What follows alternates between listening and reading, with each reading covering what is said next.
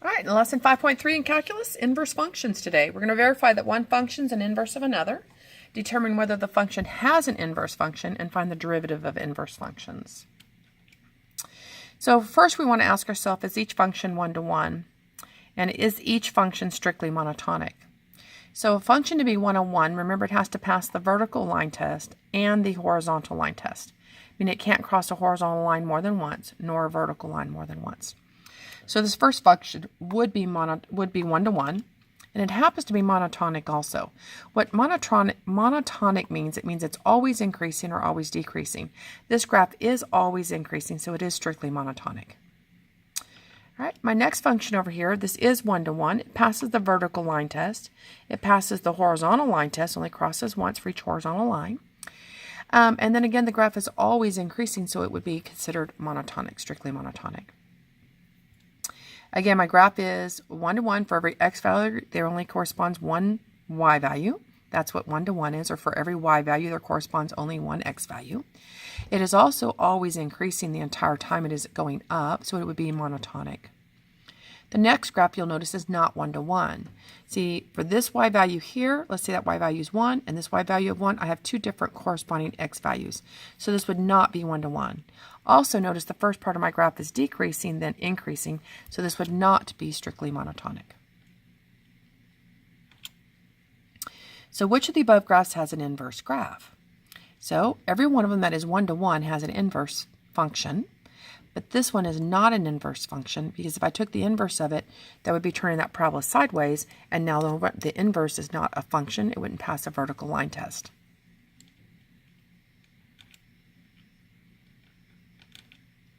So given the graph, you are to graph the inverse of the function. So remember, the inverse is where you reverse the x and y's. So my inverse will still be a line, but it's going to cross the point 0, -3, and then the point 2, 0. So again, you reverse your point. So here I plotted 2, 0. Here is 0, -3, and there would be my line. All right, this time I'm going to reverse my points again. So it should go through 0, -3. So 0, -3 is here. That would be where it starts. It should pass through 1, -1, so there's 1, -1, and it'll go like that. You also need to remember that an inverse will pass through the line y equals x. So if you drew the line y equals x right there, notice it will fold and everything on the green would match up with the red. So again, an inverse should be symmetric about the line y equals x. All right, so if I reverse each of these points, 0, 0 would still be 0, 0, 1, 1 would still be 1, 1, but the point 8, 2 would reverse to 2, 8. So 2, 8 would be up here. And again, remember, it's going to be symmetric about that line y equals x. So there would be your graph. Show that functions are inverses of each other. So to do that, you would actually have to plug g into f and f into g, and both functions would have to simplify to a plane x. If they don't simplify to a plane x, then they are not inverses of one another. So first, plugging g into f. We take this g equation and plug it into f. Well, we're going to cube it first. So when I cube the cube root, that would give me 2 times this fraction. Well, in that fraction, those 2's would then reduce. So the 2's reduce. I now have x plus 1 minus 1, which would give me plane x. So far it looks like they might be inverses of one another. But I'm not going to know until now I plug f into g. So again, you have to plug f into g and g into f, and they both have to simplify to an x. So now I have inside here, -1 plus 1 would be gone. The 2's reduce, and now I have the cube root of x to the third, which is also x, and therefore f and g are inverses of one another. And this happens to be what the graphs look like. And this is what I was talking about earlier about that line y equals x. See, the black graph is actually symmetric about the line y equals x with this gray graph. So which of the functions has an inverse function? So I'm looking at y equals x to the third plus x minus 1. And the only difference is this one has a sign of negative x, that had a sign of positive x. Well, for it to have an inverse function, it would have to be one-to-one. To be one-to-one, it has to be always increasing or always decreasing, meaning strictly monotonic. So, therefore, I need to take the first derivative. Now, this is a picture of what the graph looks like. And again, because it was always increasing. But to know that without the picture, because we don't get the graphing calculator, so we would have to take the derivative. The derivative of that would be 3x squared plus 1. Well, 3x squared plus 1 is always positive, no matter what I plug in for x, whether it's a zero number, positive number, or negative number. See, my critical numbers there would be imaginary. then this is always positive. So my graph is always increasing. That makes it strictly monotonic, which means it has an inverse. Now, I'm not asking you to find the inverse. I just said, does it have an inverse? All right, so this time if I take my derivative, that would be 3x squared minus 1. So there's the derivative of 3x squared minus 1. It changes. See, this has critical numbers at the plus or minus square root of 1/3. I have critical values of plus or minus square root of 1/3. And the graph is going to change from increasing to decreasing to increasing. So because it's changing, by increasing, decreasing, and increasing, therefore it's not strictly monotonic, and therefore it does not have an inverse function. So here's some important points about inverses. First off, if g is an inverse function of f, then f is the inverse of g. Also, again, if they're inverses of one another, when you plug g into f and f into g, the equation has to simplify to x. The domain of the inverse is equal to the range of the original, and the range of the inverse is equal to the domain of the original, because remember you reversed your x and y's. The existence of an inverse function, first off, a function has an inverse if and only if it is 1 to 1. If f is strictly monotonic on its entire domain, then it's 1 to 1, and therefore it has an inverse. So that was why earlier we did the derivative to see which one of those had an inverse on the slide back. I think a slide or two back. All right, so we need to find the inverse of this function. So first off, I know that a basic square root parent graph, before we do any shifting or anything, would look like that. And we know that that would have an inverse. So I could go ahead and reverse my x's and y's. Now, I went ahead and they found the derivative to prove that the derivative is always either positive or negative. So again, if you know what the basic parent function graph looks like, and if you know it's 1 to 1, then you could go ahead and find your inverse. But we're supposed to prove why we know it's strictly monotonic, then find the inverse. So this would be your derivative. That was 2x minus 3 to the 1/2. So you'd have to do chain rule to take the derivative. It'd be a half times everything in there to the negative 1/2 times the derivative of what's inside, which was 2. So that's why that became a 1. Now, this critical number here, guys, would be when x equals 3/2, but that is also where my domain starts. And so for my first derivative, these are always positive. That means my graph is always increasing. That makes my graph strictly monotonic, therefore it has an inverse. So to find the inverse, we're going to reverse this x and y, and then we will solve for our new y. Now remember, on the original domain, you would take what's under a radical bar greater than or equal to 0.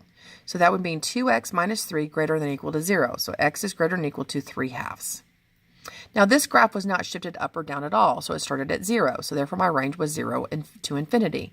So what's going to happen is my new and my inverse, this will be my domain on my inverse. This will be my range on my inverse. Again, the domain and the range will switch just like your x's and y's reversed. All right, so we reverse the x and y. We solve for this new y right here. We square both sides. We add 3. We divide by 2. But see, this would be the graph of a parabola. I don't want the whole parabola. I only want part of it. Which part of it do I want? I want the part where the domain is x is greater than or equal to 0. And we would have to restrict that. So again, it says this is my inverse with a restricted domain of 0 to infinity. That's very important. So here's the graph of the original, the square root of 2x minus 3. If I reverse that point 3/2, 0, it would be 0 3/2, and then this would be the inverse function there in gray. So the existence of an inverse function. Suppose you're given a function that's not 1 to 1 on its domain. But if we restrict the domain to an interval in which its function is monotonic, then we conclude the new function is 1 to 1 on the restricted domain. So for example, if I have this parabola, x plus 7, the quantity of x plus 7 squared. Well, the quantity of x plus 7 squared would be a parabola that's been shifted to the left 7 units. And if you took a look at the graph of that, that is definitely not 1 to 1. So it doesn't pass, let me put something behind that, sorry about that. That is not a 1 to 1 graph. Okay, it doesn't pass the horizontal line test. But if I cut part of that graph off, therefore then for it to be strictly monotonic or increasing or decreasing, then it would have a inverse for the remaining function. So there's the original parabola, shifted to the left 7. If I restrict the domain to be just from -7 to infinity, this half of it is strictly monotonic. It is increasing. It would have an inverse. Even if I was to restrict the domain to be x is less than or equal to -7, just the left half, it would still be strictly monotonic because it would always be decreasing. All right, so with the restricted domain of -7 to infinity and the original range of 0 to infinity, then on my inverse, remember we would reverse our x and y. I take my square root, which is plus or minus, really for square root property, minus the 7. But I only wanted the positive because I was restricting it to this positive side right here. That was why I didn't do the negative on that square root. Because I have a new domain over here of x is greater than or equal to 0.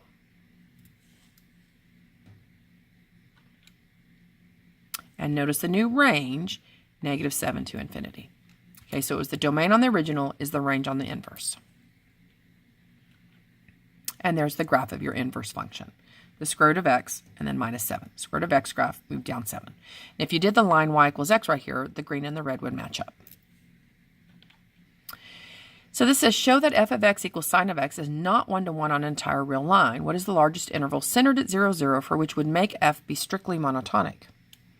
So we would have, here's my graph of sine of x. Remember, the sine graph starts at the origin, goes up and down. All right, and so this is going up, it's increasing, all of a sudden it's decreasing. So I want it centered at the origin where it would be strictly monotonic. Well, that would happen from x is negative pi half to x is positive pi half. After that, it starts to decrease. After this, it was decreasing also on the left. So again, the entire interval to restrict it would be from negative pi half to pi half in this case.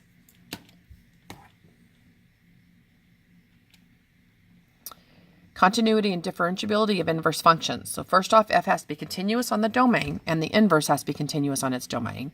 If f is increasing on the domain, then so is its inverse. If f is decreasing on the domain, then so is its inverse. If f is differentiable on the interval containing c, then the derivative at c does not equal 0, then the inverse is differentiable at c as well. So if I'm given the function f of x equals x to the third, and the inverse of the function is the cube root of x, find this. What does that mean? Hopefully you're thinking, well, that means the derivative. So I want to find the derivative of the function at x equals 1, 2, and 4. This says find the derivative of the inverse function. So notice I have to read that as find the derivative of the inverse function of x at x equals 1, 8, and 64.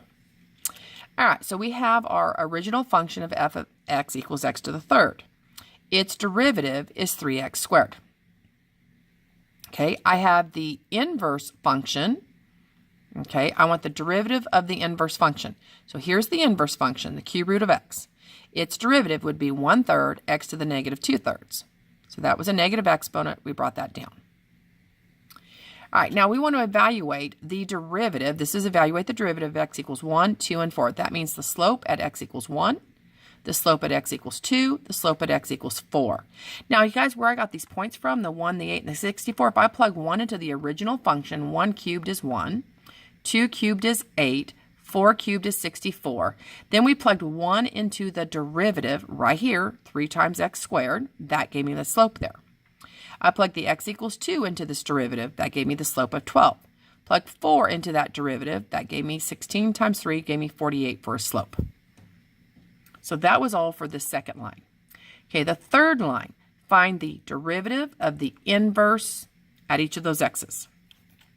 So we already have the derivative of the inverse to be this equation here at x equals 1. So now if I plugged 1 into the inverse function, into this inverse function, the cube root of 1 is 1, the cube root of 8 is 2, and the cube root here of 64 is 4. Now, guys, I want you to notice something here. Are these points the inverses of one another? Are the x's and y's reversed? Yes, they are. All right, now let's keep plugging in these x values into the derivative of the inverse. So I plug 1 into there. That's going to be 1/3. All right, we plug 8 in here. That would be the cube root of 8, which is 2, squared is 4, times 3 is 12. That would be 1/12. Plug 64 in. What's the cube root of 64? That would be 4. 4 squared is 16, times 3 is 48. That would be 1/48. Take a look at the slope here and the slope there. See, this is the slope on f, the original graph. This is the slope of the inverse point that corresponds to this original point. In other words, the original point was 2, 8 with a slope of 12, but its inverse point would be 8, 2 with a slope of 1/12.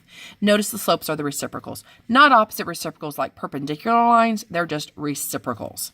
So corresponding slopes of points like I would say corresponding points that are inverses of one another, the slopes would be the reciprocals of one another. Because again, you change the x's for y's, y's for x's. So if slope was change in y over change in x and you reversed them, change in x over y. So I'm given the function f of x equals x to the fourth, but only where x's are greater than or equal to 0. I want to find the derivative of the inverse at 16. Okay, so I have my original function x to the fourth. Its inverse would be the fourth root of x. So on the inverse, guys, this is asking me when 16 is x for the inverse. When 16 is x for the inverse, what is this y coordinate? If that is 16, the fourth root of 16, that would be 2. See, we can even come back over here. So when it's 16 for the inverse, it means 16 for the y. 16 for x on the inverse means 16 for the y on the original. So what number to the fourth is 16? Oh, that would be 2. So the point is 2, 16. Again, the x's were greater than or equal to 0, so I don't want a negative 2 here.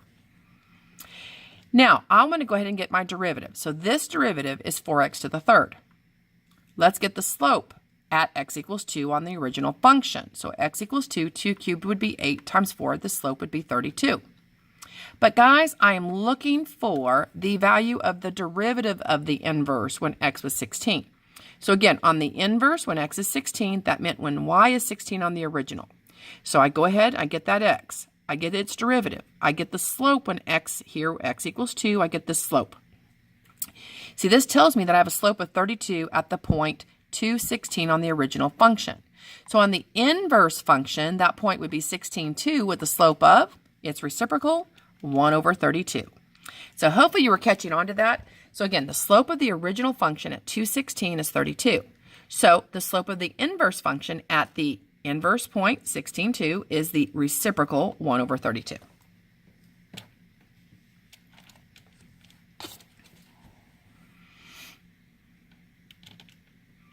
So for this example, we let f of x equal this equation.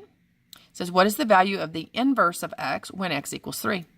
What is the value of the derivative of the inverse of x when x equals 3? See, this time I could go ahead, I can start with my derivative of this side. Okay. It says the derivative is always positive. Since that is always positive, my graph is monotonic, and therefore it does have an inverse. Now, for the original function versus the inverse function. So this says when the inverse function is 3, so that means when the x is 3 here, that means when y is 3 over here. So I need this x value. So I could plug in x is 0. Well, that'd be 0, 0, negative 1. Nope. I could plug in 1. So that'd be a fourth plus 1 minus 1. Nope, that'd give me 1/4. If I plug in 2, 2 cubes 8. A fourth of 8 would be 2, plus 2 is 4, minus 1, and that would give me x is 2. Now, that would mean this y was 2. So it said, what was the value of the inverse when x equaled 3? That values this y coordinate, which is 2. So part A, the answer was 2. But see, part B wants the value of the derivative of the inverse. So I'm going to come back over here. Let's find, we already have that derivative, 3/4 x squared plus 1. So if I plug this x into this derivative, that would give me a slope of 4. See, remember here, this means that the slope at the point 2, 3 is 4 for the original function. So on the inverse function, that would mean the slope at the point 3, 2 is 1/4. And that would give me my answer to part B is 1/4.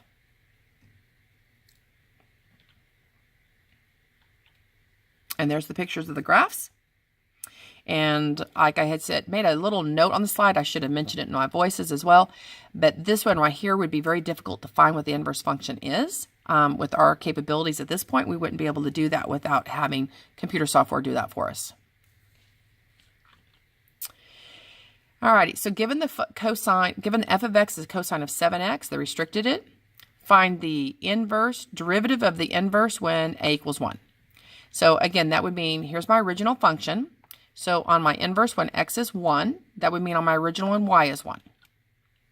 So when y is 1, that means when does this equal 1? When is a cosine of 7x equal 1?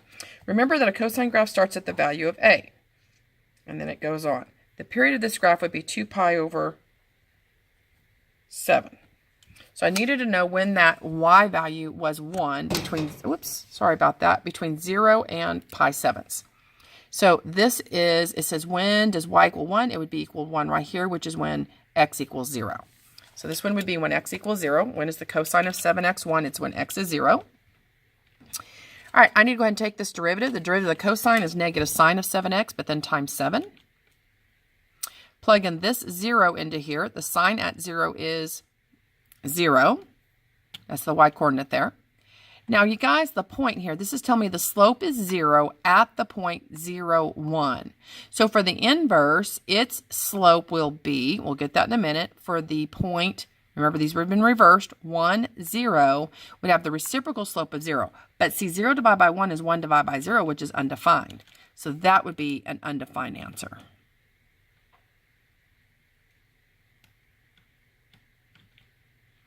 That ends our lesson 5.3. We'll see y'all tomorrow.